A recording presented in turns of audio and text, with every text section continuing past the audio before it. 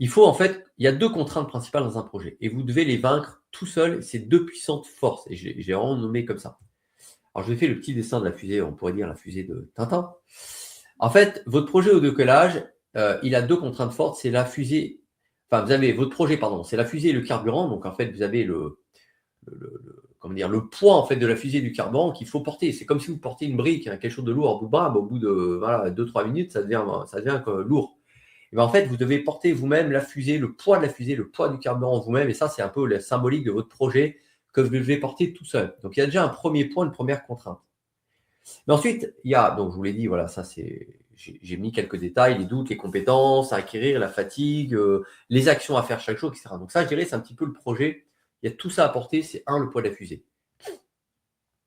Et puis, il y a une deuxième contrainte qui est ce que j'appelle l'attraction terrestre. Vous savez, la fusée, au début, elle lutte non pas tellement, elle lutte contre son propre poids, mais surtout, elle lutte contre l'attraction terrestre qui est très puissante.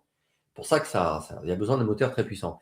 Et en fait, ce sont toutes les contraintes extérieures, la concurrence, les comportements des prospects, la fiscalité, les coûts, les outils, etc., etc. Donc, en fait, l'écosystème va vous apporter des contraintes qui vont sortir une chape de plomb, qui vont alourdir encore la fusée, qui vont demander encore plus de carburant, encore plus de puissance et de motivation, de force tous les jours, d'enthousiasme pour vraiment vaincre ça, pour arriver jusque, je dirais, je crois que ça s'appelle, je ne sais plus, la stratosphère ou quelque chose comme ça. En tout cas, de sortir de la zone où il y a l'attraction terrestre. Et après, vous verrez, bah, comme les satellites, ils naviguent voilà, en forçant très très peu, et puis après, c'est, je dirais, assez naturel. Donc, j'ai représenté un peu votre projet là-dessus, et souvent, on s'en rend pas compte, mais c'est ça les 2 principales